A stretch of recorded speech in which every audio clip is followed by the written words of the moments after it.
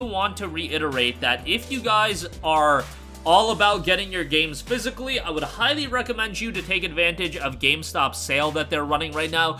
We just did a deals video on digital games on the PlayStation Store as the holiday sale's first wave of titles is wrapping up, but for those of you that do like to get your physical copies of games, remember that this GameStop sale is ridiculous, especially because some of the games that are recommended on that video, like Cyberpunk 2077 and Grand Theft Auto 5 on PlayStation 5, you could take advantage of the GameStop sale, which is 4 games under the price of $20, and you'll get all 4 for $40, so, you know, if you mathematically work it out, let's use our second grade level math here, it'll be $10 a game. Cyberpunk 2077 is eligible, GTA 5 is eligible, Red Dead Redemption 2 is eligible, Call of Duty Modern Warfare 2019 is eligible, Assassin's Creed Valhalla, Mass Effect Legendary Edition, Nier Replicant, DBZ Kakarot, which is just about to get an upgrade, and so much more. So I did want to reiterate that real quick, because that's a deal I highly recommend you guys to take advantage of. Again, if you don't like buying your games digitally and you want physical copies, that's a really solid offer. They've got a ton of deals. 43 pages worth of deals on the GameStop website, so take advantage of it. Like I said, RDR2, Cyberpunk, GTA 5, Modern Warfare 2019, even FF7 Remake, Mass Effect Legendary Edition, some really solid options there. Alright.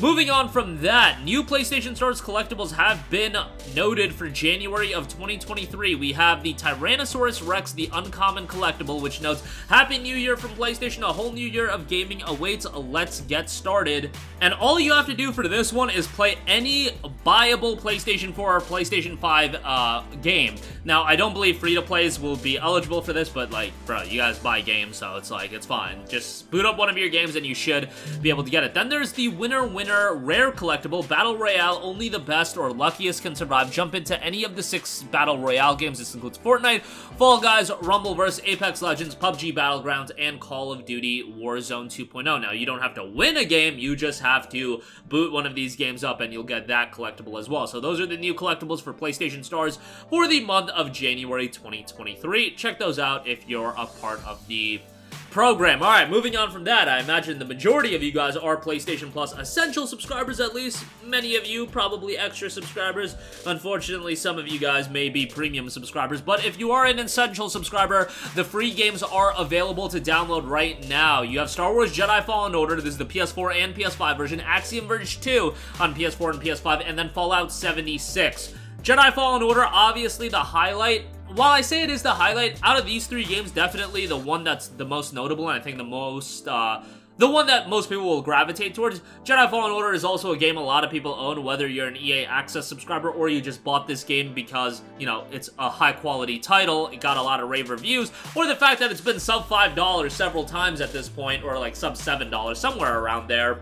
But it's been pretty darn cheap, and with Star Wars Jedi Fallen Order, you do have Jedi Survivor, the direct sequel, coming out in March. A great time to go ahead and play that. I'm sure Jedi Survivor is going to be a high-quality title, given that Respawn's been putting out banger after banger. Jedi Fallen Order is a banger. It's a fantastic game, and the PS5 version runs really well too, by the way, so definitely a reason to check that out. If you're a fan of Metroidvanias, Axiom Verge 2, something to check out as well, and Fallout 76, for as much memes as it gets, I haven't played it in a long time, but I've been hearing from people that it's gotten a lot better. Take it for what it is. I've also heard mixed things about the microtransaction elements. Again, I haven't been following Fallout 76 like that. You know, it was one of the hotly anticipated games back in 2018. I remember everybody being super stoked for Fallout 76. You kidding me? An online Fallout game? People were so excited for that, but yeah, 76 didn't turn out so great, at least initially, but, you know, again, a lot of people telling me it's gotten a lot better, so there you go with that. Alright, moving on from that, Horizon Zero Dawn's PS5 remake has been a topic of discussion for a little bit now, but it was noted via the Sacred Symbols podcast and via comic book, it was noted, we're also assuming that Guerrilla is making the Horizon remake thing there, although if that's real, what I've heard is that it's another team coming from Colin Moriarty. He didn't know what team it was, but that makes sense to me that another team would be helming it, and it's not like to do this PS5 remake of Horizon Zero Dawn, you'd have to establish like a gigantic team from this. For what I've heard is they want to get Zero Dawn up to the level of Forbidden West, and if you watch some of my other videos, I know that a lot of people say Zero Dawn just came out back in 2017 and it still looks really good, which I completely agree with that. This game does not need a remake by any stretch of the imagination. However, I do offer you this. Forbidden West is a much better looking game than Zero Dawn. Let's not get it twisted from this game not needing a remake to Forbidden West looking better than Zero Dawn. Forbidden West absolutely looks better than Zero Dawn. You look at some of the animations and how smooth the visuals are in Forbidden West, it looks better than Zero Dawn, but it's not like to a substantial degree that, you know, Zero Dawn needs a remake. If they want to establish a small team to do this Zero Dawn remake, and I guess they saw success from The Last of Us Part 1, or maybe they realized, hey, Last of Us Part 1 took very little resources to actually get out at the gate. We can do that for the other projects that we have under our umbrella. And Horizon has been a proven moneymaker. Let's not get that twisted as well. Zero Dawn ended up selling 20 million copies across PlayStation 4 and PC. Like, what? That is a ridiculously high number. 20 million copies for a brand new IP. Very, very few new IPs are gonna hit that level. And, you know, Sony has published a lot of new IPs, whether it be The Order, whether it be Days Gone. Very few new IPs are gonna hit the first game milestone of 20 million copies like Horizon Zero Dawn did. So from a financial standpoint, I can see why they're so invested into it. Selfishly, like, bruh, I want to see an Infamous 1 remake. That's what I want to see. I want to see a remake of, let's say, Sly Cooper, Jak and Daxter. Those are franchises that could really use a remake. And Infamous 1, I say it mainly needs a remake because, like, we can't play PlayStation 3 games accessibly, at least straight to download on PlayStation 5 and 4.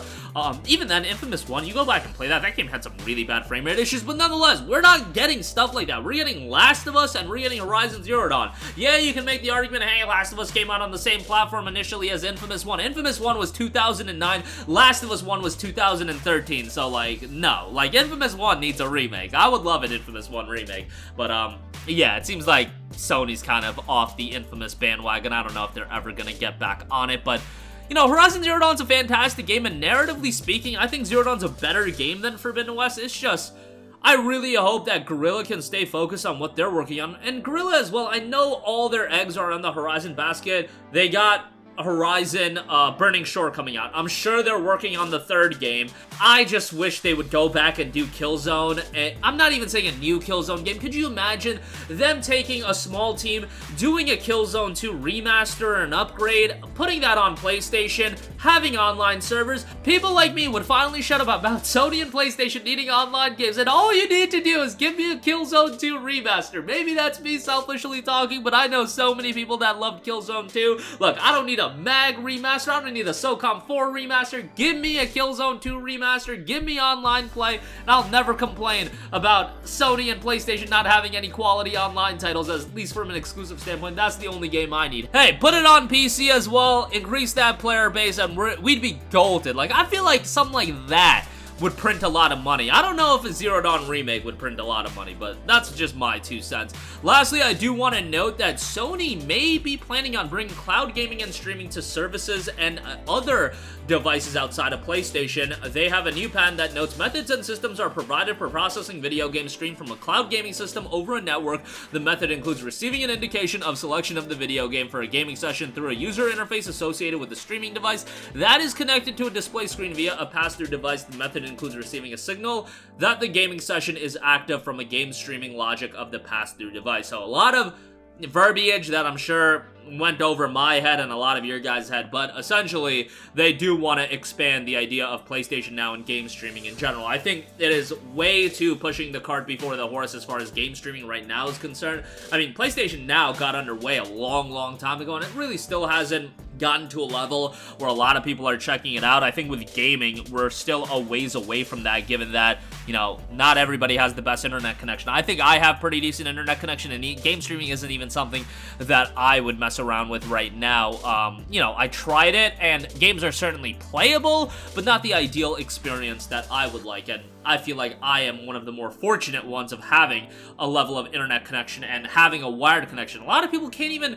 you know, based on how their configuration is at their home, they can't get a wired connection, so it's like that's already going to hamper your experience quite a bit. So as far as game streaming goes, I think we still have a long ways to go before it's widely accepted, but obviously they're looking to the future and they're looking to expand it little by little over the coming months and years. But that is going to do it for me. Again, as far as that GameStop deal goes, I would highly recommend, if you're into physical gaming, when you can get Cyberpunk for $10, Red Dead for $10, GTA 5 for $10, something you should take advantage of. PS Stars, new collectibles there. PS Plus, free essential games available to download right now.